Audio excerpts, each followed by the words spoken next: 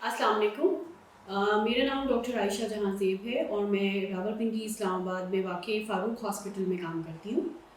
आज जिस मौजू पर मैं बात करना चाह रही हूँ वो एक बहुत ही अहम मौजू है और इसको इंग्लिश में तो हम यूटीआई कहते हैं, यानी यूरिनरी ट्रैक्ट इन्फेक्शन, और उर्दू में आप इसको ये कह सकते हैं कि ये पेशाब का इन्फेक्शन है। इसमें आज जो मैं आपको बताऊंगी, एक तो ये बहुत ही कॉमन मसला है हमारी औरतों का। दूसरा ये है कि हमारी औरतें इस मसले को उस तरह से रजिस्टर नहीं करती, यानी कि वो इसको समझती नहीं है कि ये भी एक प्रॉब्लम है। बज़ाते खुद अल्लाह ताला ने औरतों की कुछ एनाटमी ऐसे बनाई है जिसकी वजह से हमें पेशाब का इन्फेक्शन वैसे भी कॉमनली हो जाता है। ठीक है कि हमारी जो पेशाब की आगे से नाली बनी हुई है वो छोटी है, जिसकी वजह से बहुत ही जल्दी जो इर्द गिर्द जरासीम हमारी जिल्द पर लगे होते हैं या बड़े पखाने वाली जगह पर होते हैं, वो सारे उस जगह पर आकर इन्फेक्शन कर सकते हैं। इसमें सबसे बड़ा रोल जो हमें करना चाहिए वो है कि अपनी सफाई सुथराई का बहुत ज़्यादा ख्याल रखें। ठीक है, उसके अलावा कुछ चीज़ें ऐसी हैं जो हम ख़वातीन आम तौर पर भी कर सकती हैं ताकि हम इस मर्ज़ से या इस बीमारी से बच सकें।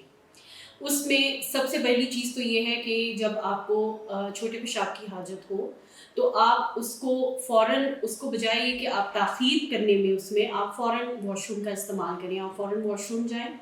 दूसरी चीज़ ये है कि पानी का ज़्यादा इस्तेमाल, यानी कि पानी आप ज़्यादा पिएँ या लिक्विड्स जो भी आप ले सकते हैं, जिसमें चाय और कॉफ़ी जो है वो आपको कम लेनी चाहिए, ग्रीन टी।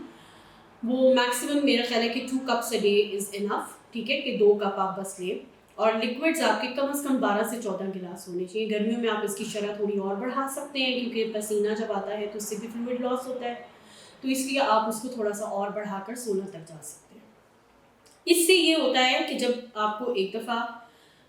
पानी ज़्यादा पीने की वजह से जब पेशाब खुलकर आता है, तो अगर कोई इस तरह का जरासीम जो जल्द के आसपास वाले हिस्से से अंदर एंटर होता है या दाखिल होता है, तो वो खुद ब खुद जो है वो पेशाब के साथ फ्लश आउट हो जाता है। ठीक है, एक तो ये चीज़ है। दूसरा ये कि हमारे यहाँ औरतों को इस चीज़ पर भी गाइड करना कि वो किस तरह से अपने इस जिस्म के हिस्से को साफ़ किया करें, वो बहुत ज़रूरी है, जो हमें छोटी बच्चियों को भी बताना चाहिए, माँओं को एजुकेट करना चाहिए, ताकि वो आगे से छोटी बच्चियों को भी, अपनी बेटियों को और अपनी बहनों को इस चीज़ पर गाइड करें। इसमें सबसे ज़्यादा ज़रूरी बात ये है कि जब भी आप अपनी जगह को साफ़ करें तो आप आगे से पीछे की तरफ हाथ लेकर जाएं, और बड़े पेशाब वाली जगह को जब आप एक दफ़ा टच कर लें तो दोबारा आप छोटे पेशाब वाली जगह पर हाथ ना लगाएं। ठीक है, और दूसरी चीज़ ये कि कुछ जगहों पर ये समझा जाता है कि डेटॉल इस्तेमाल करने से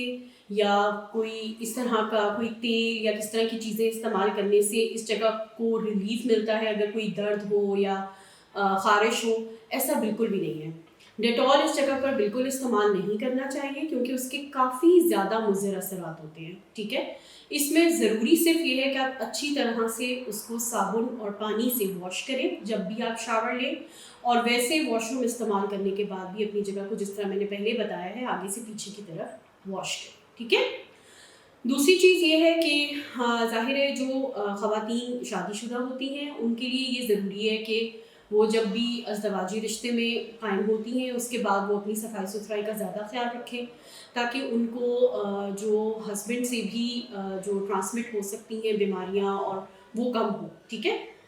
उसके अलावा हम बात कर लेते हैं कि इसमें आपको पता कैसे चलता है कि आपको पेशाब का इन्फेक्शन हो गया है। उसमें आपको निचले वाले हिस्से में, पेट के निचले हिस्से में दर्द रह सकता है या बाकायदा छोटे पेशाब वाली जगह पर भी दर्द महसूस हो सकता है, और पेशाब में जलन महसूस हो सकती है, खारिश हो सकती है नीचे वाले हिस्से में, जिसमें आपको साथ नीचे जो बच्चेदानी के सामने का जो मुंह है उसमें भी इन्फेक्शन साथ, दोनों साइमल्टेनियसली यानी कि एक साथ भी हो सकते हैं। उसके अलावा आपको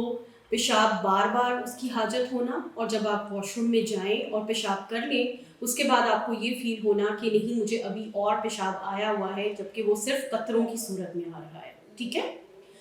और फिर अगर ये इन्फेक्शन बिगड़ जाए तो आपको बुखार भी रह सकता है, और उसके साथ आपके गुर्दों में दर्द हो सकता है, और ये मसला बहुत ज़्यादा शदीद आगे बढ़ सकता है अगर इसका इलाज वक्त पर ना किया जाए। अब क्योंकि मैंने आपको पहले اس کی جو پریونشن ہے یعنی کہ اس سے بچنے کے طریقے آپ کو بتا دیے ہیں، کچھ اس کی آپ کو میں نے علامات بھی بتا دی ہیں۔ اب میں آپ کو یہ بتاؤں گی کہ جب بھی آپ کو ایسی علامات محسوس ہوں تو آپ فوراً اپنے ڈاکٹر کے پاس جائیں اور ان سے یہ سب کچھ ڈسکس کریں، اور اس کے بعد یہ ہے کہ جو دوائی وہ آپ کو دیتی ہیں اور جتنی مدت کے لیے دیتے ہیں وہ بہت ضروری ہے کہ آپ اس کو اسی طرح استعمال کریں، کیونکہ اگر آپ دوائی کو پہلے چھوڑ دیں گی تو اس کے بھی کافی نقصانات ہیں۔ ہم دیکھتے ہیں کہ ہمارے جو ہاسپٹلس میں او پی ڈیز میں کبھی کبھار جونیئر ڈاکٹرز بھی بیٹھے ہوتے ہیں، تو اب اوور دا کاؤنٹر جو ہم دے رہے ہوتے ہیں میڈیسنس کے، آپ اینٹی بایوٹکس لکھ کے دے رہے ہیں، مریض جب اس کو پوری مدت کے لیے نہیں لیتے تو اس میں یہ نقصان ہوتا ہے کہ ہر اینٹی بایوٹک سے آپ کا جو جراثیم ہے جو انفیکشن کر رہا ہے وہ آہستہ آہستہ وہ دوائی اس پر اثر کرنا چھوڑ دیتی ہے، ٹھیک ہے، پھر جس کی وجہ سے ہمیں انجیکشن یا ٹیکوں کی طرف جانا پڑتا ہے، اور وہ صرف اسی صورت میں آپ کو لگ سکتے ہیں جب آپ ہسپتال میں داخل ہوں،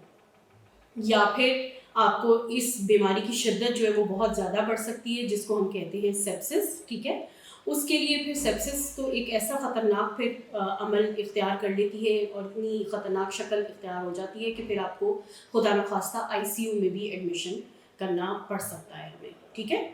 تو اس کے لیے بہت ضروری ہے کہ جو آپ کو ہدایات دی جائیں آپ ان پر عمل کریں، جو آپ کو دوائیاں بتائی جائیں ان کو اس پوری مدت کے لیے ضرور کھائیں، اور دوبارہ جب آپ کو ڈاکٹر بلائے تو آپ دوبارہ معائنے کے لیے بھی تشریف لائیں تاکہ آپ کا وہ دوبارہ سے پیشاب کا ایک ٹیسٹ کروا کر دیکھیں کہ اب انفیکشن پوری طرح سے ٹھیک ہوا ہے یا نہیں ہوا۔ اگر نہیں ہوا ہوگا تو پھر اس کے لیے وہ آپ کو اور کچھ ایسی ہدایات دیں گے جس پر آپ کو عمل کرنا ہوگا۔ اگر آپ کو ہم سے اس موضوع کے بارے میں اور کچھ جاننا ہو تو آپ میڈیا کیو کی ٹیم سے ہم سے ان کے ذریعے سے رابطہ کر سکتے ہیں، اور ہم آپ کے کسی بھی سوال کا جواب دینے کے لیے ہر وقت موجود ہیں۔ Thank you G.